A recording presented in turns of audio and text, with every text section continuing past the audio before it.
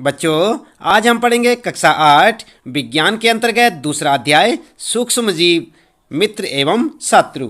हम आपको बताएंगे बच्चों इस पाठ से संबंधित प्रश्नों के उत्तर। लेकिन याद रहे बच्चों, एक बार पाठ को जरूर से जरूर पढ़ लें। इससे ये होगा जो यहाँ पर आपको प्रश्नों के उत्तर बताए जाएंगे वे आपको अच्छे से समझ आ जाएंगे। तो चलिए ज़्यादा देर न करते हुए अब जान लेते हैं इस पाठ से संबंधित प्रश्नों के उत्तर अभ्यास प्रश्न उत्तर में। तो बच्चों, यहाँ पर आपके लिए सबसे पहला प्रश्न है, रिक्त स्थानों की पूर्ति कीजिए। क्या है? रिक्त स्थानों की पूर्ति कीजिए। और यहाँ पर क्या प्रश्न आपके लिए, सूक्ष्म जीवों को, और यहाँ पर खाली छोड़ रखा है, को सहायता से देखा जा सकता है। किसकी सहायता से? आपको अभी बताया था, यहाँ पर सूक्ष्मदर्शी की सहायता से देखा जा सकता है। यहाँ पर क्या लिखेंगे आप कि सूक्ष्म जीवों को सूक्ष्मदर्शी की सहायता से देखा जा सकता है। और इसी प्रकार यहाँ पर ख है, नीले हरे शैवाल वायु से, और यहाँ पर आपको लिखना होगा का स्थिरीकरण करते हैं जिससे मिट्टी की उर्वरता में वृद्धि होती है। यहाँ पर क्या लिखेंगे आप, तब तक सोचिए फिर हम आपको बताते हैं। और इसी प्रकार गै वाला है, अल्कोहल का उत्पादन, और यहाँ पर भी आपको कुछ लिखना होगा, नामक सूक्ष्म जीव की सहायता से किया जाता है। तो किसका, यहाँ पर क्या लिखेंगे, सोचिए ज़रा। और घै में हैजा के द्वारा होता है, किसके द्वारा होता है, यहाँ पर आपको लिखना होगा। तो क्या लिखेंगे इन सब में आप? चलिए उत्तर देख लेते हैं।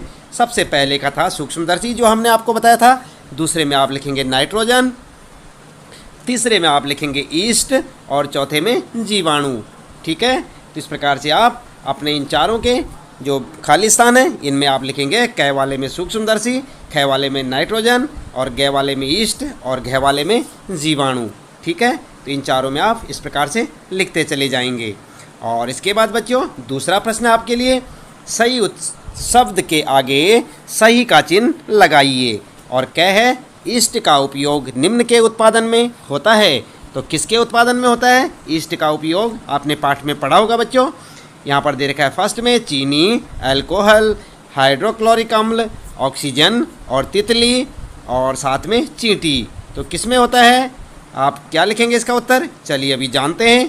दूसरा प्रश्न पढ़ते हैं, निम्न में से कौन सा प्रतिजैविक है और कौन सा है सोडियम बाइकार्बोनेट है, स्ट्रेप्टोमाइसिन या अल्कोहल या ईस्ट? तो इसका उत्तर भी आप सोचिए, फिर हम बताते हैं आपको।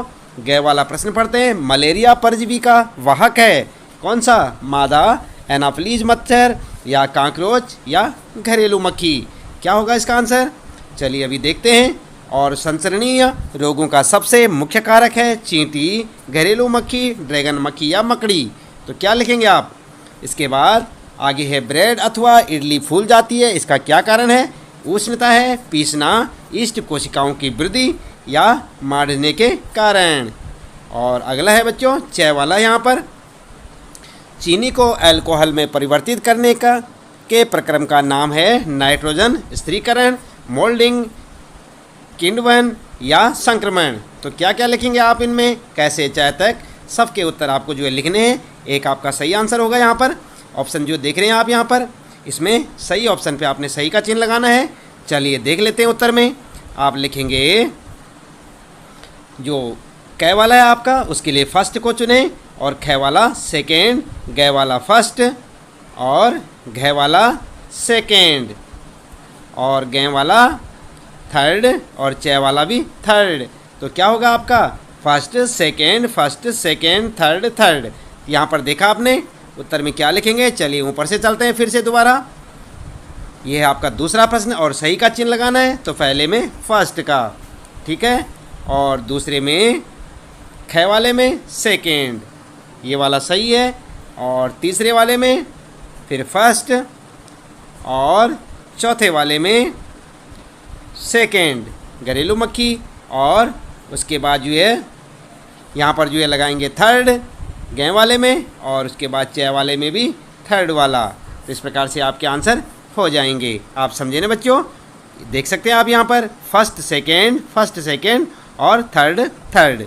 इस प्रकार से आप आंसर के लिए सही का चिन्ह लगा सकते हैं। अगला प्रश्न है बच्चों तीसरा, कॉलम 1 में के जीवों का मिलान कॉलम 2 में दिए गए उनके कार्य से कीजिए। या आप ये कह सकते हैं कॉलम फर्स्ट का मिलान दूसरे में फर्स्ट में किए सेकंड में दिए गए उनके कार्य से कीजिए।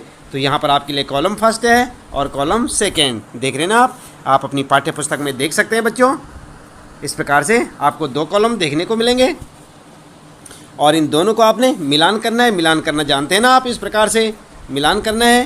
तो उत्तर में आप क्या करेंगे, उत्तर आप इस प्रकार से मिलाएंगे। कै के साथ ये वाला मिलाएंगे, ख के साथ ऐसे देखें, गै के साथ ऐसे, और घ के साथ ये वाला, और गै के साथ ये, और इसके साथ ये, यानी कि आप इस प्रकार से मिलाते चले जाएं और आपका आंसर हो जाएगा। आप ध्यानपूर्वक देखें और जैसे आपके पाठ्य पुस्तक में आप प्रश्न को देखते हैं उसके साथ इनको मिलाते चलें। ठीक है, कै के साथ आप मिलाएंगे ये वाला, और ख के साथ ये, गै के साथ यहाँ पर देख सकते हैं आप, घ के साथ गै और च। इस प्रकार से आप मिलाते चलें, आपका आंसर हो जाएगा। चौथा है बच्चों, क्या सूक्ष्म जीव बिना यंत्र की सहायता से देखे जा सकते हैं? यदि नहीं तो वे कैसे देखे जा सकते हैं? सूक्ष्म जीव के बारे में भी बताया था ना आपको। जो माइक्रो ऑर्गेनिज्म होते हैं बहुत बारीक होते हैं, बहुत जो आँखों से, वैसे खुली आँखों से, या हम जो है बिना यंत्र की सहायता के नहीं देख सकते, उन्हें हम कैसे देख सकते हैं? सूक्ष्मदर्शी की सहायता से। तो उत्तर क्या लिखेंगे आप? उत्तर लिखेंगे नहीं, सूक्ष्म जीवों को हम बिना सूक्ष्मदर्शी यंत्र की सहायता से नहीं देख सकते, क्योंकि सूक्ष्म जीव आकार में बहुत अधिक छोटे होते हैं। सूक्ष्म जीवों को हम केवल सूक्ष्मदर्शी नामक यंत्र की सहायता से ही देख सकते हैं। ठीक है, आपकी स्कूल की जो लाइब्रेरी है बच्चों, या स्कूल में आप अपने अध्यापकों से पूछ सकते हैं, सूक्ष्मदर्शी के बारे में अच्छी जानकारी ले सकते हैं, और हो सकता है आपके स्कूल में माइक्रोस्कोप या जिसे सूक्ष्मदर्शी कहते हैं उपलब्ध हो सकती है, आप उसमें देख सकते हैं। इसके बाद 5वां प्रश्न है, सूक्ष्म जीवों के मुख्य वर्ग कौन कौन से हैं? तो कौन कौन से इनके मुख्य वर्ग? उत्तर में लिखेंगे सूक्ष्म जीवों को 4 मुख्य वर्गों में बांटा जा सकता है। और कौन कौन से 4 मुख्य वर्गों में आप देख सकते हैं। नंबर 1 जीवाणु, तो इसमें होते हैं स्पाइटल जीवाणु, छड़नुमा जीवाणु। नंबर 2 कवक, एस्परजिलस या पेनिसिलियस एम, और यहाँ पर जो है प्रोटोजोआ में अमीबा और पैरामीशियम, और शैवाल में क्लेमाइडोमोनास या स्पाइरोगाइरा। तो इस प्रकार से आप इनके जो है नाम लिख सकते हैं। यहाँ पर 4 वर्ग हैं इनके, 1 जीवाणु, कवक, प्रोटोजोआ और शैवाल। इन 4 वर्गों में आप इन्हें बांट सकते हैं। इसके बाद बच्चों 6ठा प्रश्न है, वायुमंडलीय नाइट्रोजन का मिट्टी में स्थिरीकरण करने वाले सूक्ष्म जीवों के नाम लिखिए। तो आपको नाम लिखने, तो आप लिख सकते हैं, उत्तर में लिख सकते हैं राइजोबियम जीवाणु, मिट्टी में उपस्थित जीवाणु एवं नीले हरे शैवाल वायुमंडलीय नाइट्रोजन का स्थिरीकरण मिट्टी में कर सकते हैं। तो इस प्रकार आप अपना उत्तर लिखेंगे। देख रहे हैं ना आप, ये 6ठा प्रश्न है आपका, उत्तर लिख सकते हैं राइजोबियम जीवाणु। और यहाँ पर जो है 7वां प्रश्न है, हमारे जीवन में उपयोगी सूक्ष्म जीवों के बारे में 10 पंक्तियाँ लिखिए। तो आपको लिखने होंगी 10 पंक्तियाँ, आप इस प्रकार से लिख सकते हैं। नंबर 1 जीवाणु का इस्तेमाल ब्रेड, दही एवं केक आदि बनाने में किया जाता है। दूसरा लिख सकते हैं, ये किण्वन अथवा फर्मेंटेशन में सहायक होते हैं। और नंबर 3 लिख सकते हैं, ये अल्कोहल, शराब और एसिटिक एसिड बनाने में भी सहायक होते हैं। और चौथा लिख सकते हैं आप, ये मनुष्यों तथा जंतुओं को बीमारियों से बचाने में भी उपयोगी होते हैं। 5वां पर्यावरण को स्वच्छ एवं संतुलित रखने में भी इनका इस्तेमाल किया जाता है। और अगला लिखेंगे, जीवाणुओं का प्रयोग औषधि दवा बनाने में किया जाता है। अगला लिखेंगे, ये कृषि में मृदा की उर्वरता में वृद्धि करने में भी सहायक होते हैं। अगला लिख सकते हैं, टीका बनाने में भी इनका उपयोग होता है। अगला लिखेंगे, अचार, पनीर तथा अन्य खाद्य पदार्थों के उत्पादन में भी ये सहायक होते हैं।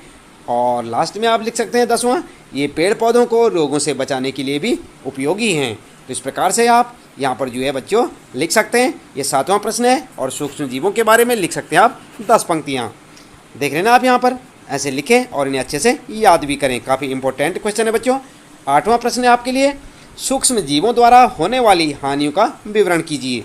तो आप जो है समझ सकते हैं कि सूक्ष्म जीवों द्वारा कुछ हानियाँ भी हो सकती हैं, तो आपने उनका विवरण देना है।